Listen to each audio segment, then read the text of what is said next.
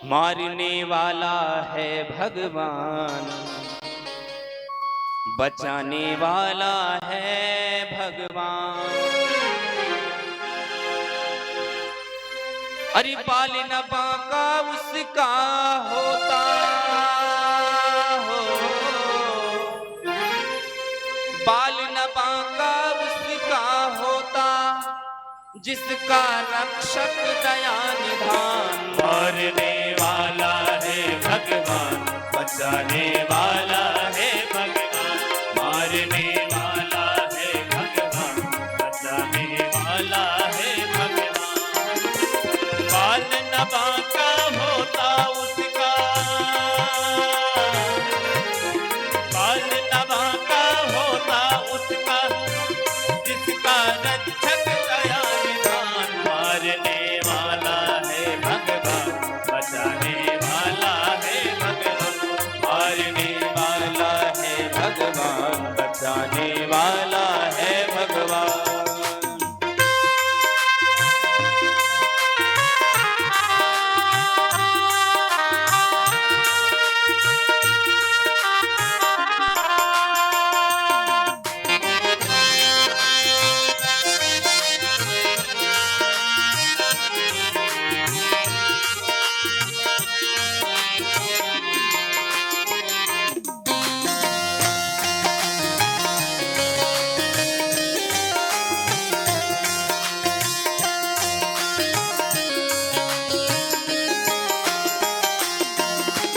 जल थल गगन आकाश पवन पर केवल उसकी सत्ता। जल थल गगन आकाश पवन पर केवल उसकी सत्ता। प्रभु इच्छा के बिना यहाँ पर हिल न सके एक पत्ता। प्रभु इच्छा के बिना यहाँ पर हिल न सके एक पत्ता। उसी का सौदा यहाँ पे होता हो, उसी का सौदा यहाँ पे होता, उसकी शक्ति महान। मारने वाला है भगवान, बचाने वाला है भगवान। मारने वाला है भगवान, बचाने वाला है भगवान।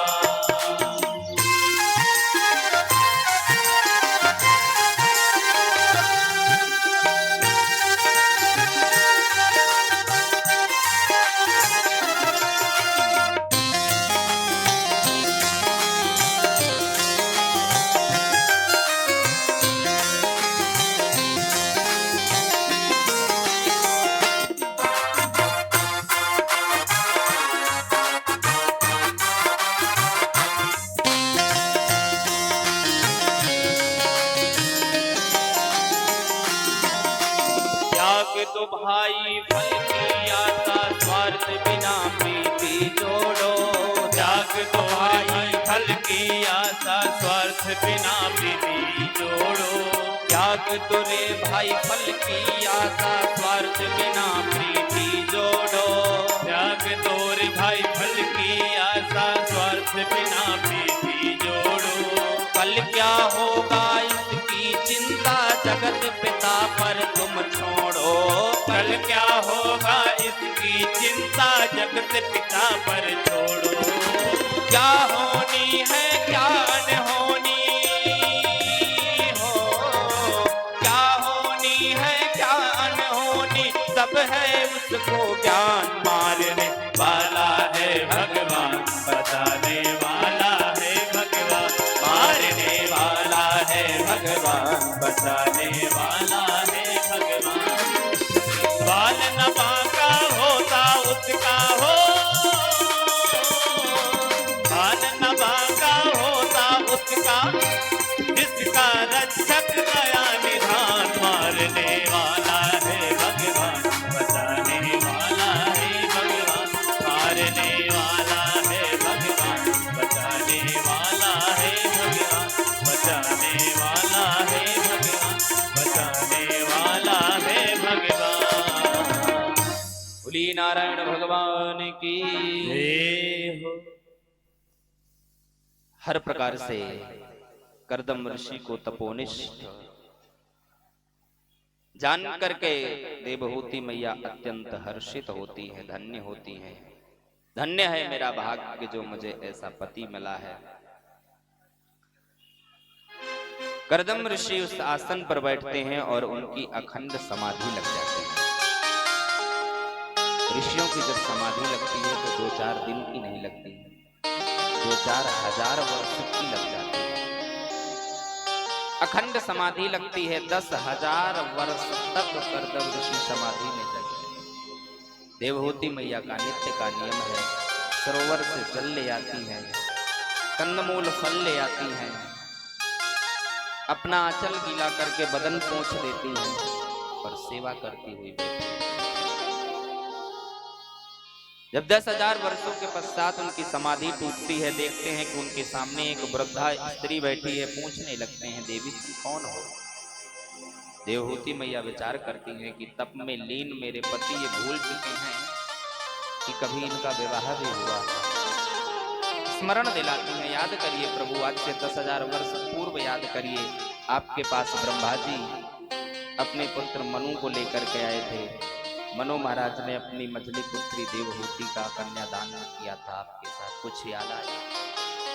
हाँ देवी, तो क्या तुम देवहूति हो? हाँ स्वामी, मैं आपकी धर्मपत्नी देवहूति हूँ। अनंत वर्षों तक मेरी समाधि लगी रही, तुम अपने पिता के यहाँ क्यों नहीं चली गई? तुम्हें तो अपने पिता के यहाँ चले जाना चाहिए। आंखों में अश्रु भर करके हाथ जोड़ करके देवहूति मैया कहने लगी, क्या कह रहे हैं स्वामी आप? बड़ी अभागन होगी वो स्त्री जिसका पति आंख बंद करके अचेत अवस्था में बैठा हो और वो उसे छोड़ करके सुख भोगने के लिए महलों में चली जाए। कहां से उसका धर्म कहता है कि वो छोड़ करके चली जाए?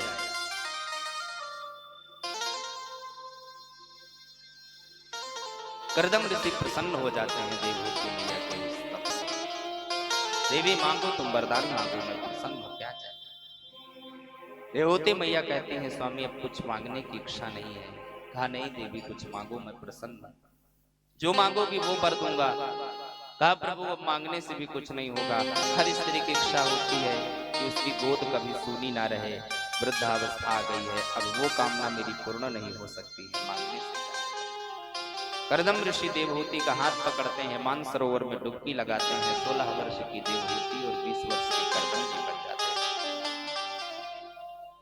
मन की गति से चलने वाला विमान आ जाता है, हजारों दास दासियां हो जाती हैं। उसी विमान के अंदर 9 महलों वाला सुंदर महल बन जाता है, 9 मंजिल वाला, और उसी में रमण करते हैं, गगन में घूमते हैं। और उसी रमण के समय में 1 नहीं, 2 नहीं, 3 नहीं, इनके यहाँ 9 कन्याएं उत्पन्न हो जाती हैं। हर कन्या के उत्पन्न होने के बाद कर्दम ऋषि कहते हैं, देवी मैं अब तप करने के लिए वन में चला जाऊंगा। हर बार देवहूति मैया याद दिलाती हैं कि विवाह जब हुआ था तो आपने कहा था कि हमारे यहाँ भगवान अवतार लेंगे, जन्म लेंगे। अभी भगवान तो आए ही नहीं हैं, अभी ये देवियां आई हैं, अभी आप नहीं जा सकते हैं। 9 कन्याएं हो जाती हैं और 10वें में भगवान कपिल के रूप में देवहूति मैया के अंश से कर्दम जी के यहाँ आता है। बोले कपिल भगवान की जय हो। कपिल भगवान को पाकर के अत्यंत हर्षित होते हैं। कपिल भगवान का सुंदर संस्कार करवाते हैं कर्दम ऋषि, संस्कार करते हैं। और अब कहते हैं कि देवी अब तुम अपने पुत्र से सदुपदेश लेना, सत्संग करना, और अब मैं वन को जाऊंगा। देवहूति मैया कहती हैं, बेटियों का बोझ बहुत भारी होता है, बेटियों का जब तक विवाह नहीं होगा तब तक आप नहीं जा सकते हैं। बड़े बड़े दिव्य ऋषि महर्षि को चयन करते हैं और अपनी पुत्री का विवाह करते हैं। 9 पुत्रियों के लिए 9 महर्षियों का चयन करते हैं। बड़ी पुत्री का नाम है कला, कला का नाम विवाह मरीचि ऋषि के साथ करते हैं। दूसरी पुत्री का नाम है अनसुईया, अनसुईया का अत्रि के साथ करते हैं। कौन नहीं जानता है सती अनसुईया, सतीत्व को, उनके चरित्र को कौन नहीं जानता है। चित्रकूट में ही अत्रि ऋषि का आश्रम है, आज भी वहां लोग जाते हैं उस तीर्थ स्थल में, रमणीक स्थल में दर्शन करने के लिए। यहीं पे निवास किए कर्दम ऋषि की पुत्री अनुसुईया।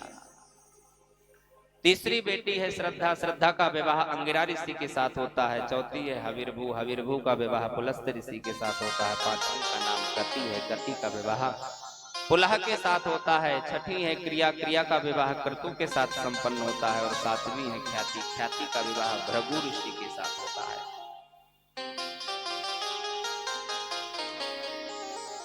ये वही भृगु ऋषि हैं जिन्होंने स्वयं नारायण के छाती पर लात मारी थी, और आज भी नारायण भगवान की छाती पर ब्राह्मण के चरण चिन्ह बने हुए हैं। आठवीं बेटी है अरुंधति, अरुंधति का विवाह वशिष्ठ के साथ होता है।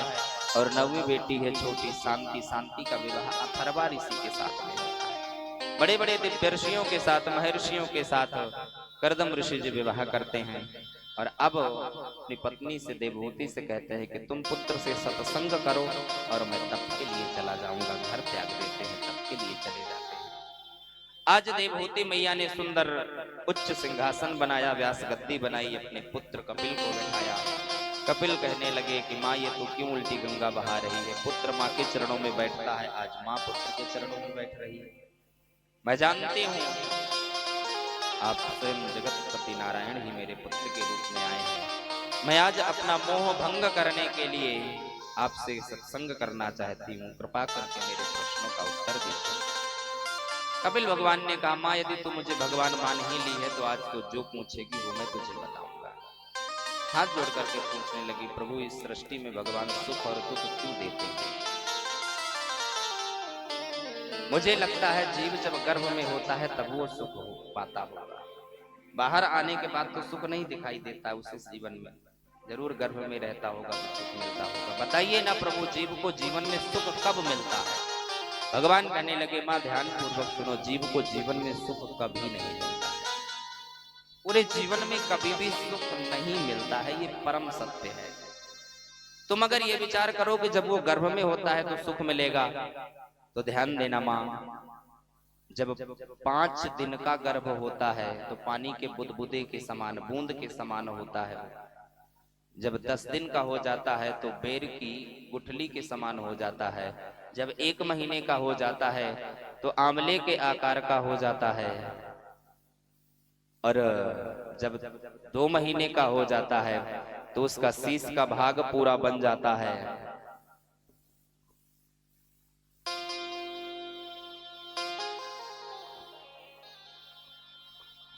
जब वो 2 महीने का हो जाता है तो उसके शीश का भाग पूरा बन जाता है। जब 3 महीने का होता है तो पूरा आकार उसका बन जाता है, उसमें प्राण आ जाते हैं, मांसपेशियां, हड्डियां सब बन जाती है। वो लड़की है कि लड़का है, पुत्र है कि पुत्री है, इसका भी निर्धारण 3 महीने के पश्चात हो जाता है।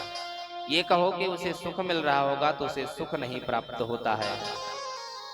4 महीने का गर्भस्थ जीव हो जाता है, अब उसमें चलने की शक्ति आ जाती है, वो घूमने लगता है पेट के अंदर ही। 5 महीने का हो जाता है, उसके अंदर स्मरण आ जाता है कि मैं पूर्व में कौन था। उसे अपने 100 जन्म याद आ जाते हैं, 100 जन्म याद आते हैं। 5वें महीने के पश्चात 6ठे महीने से स्मरण होता है कि मैं कौन था।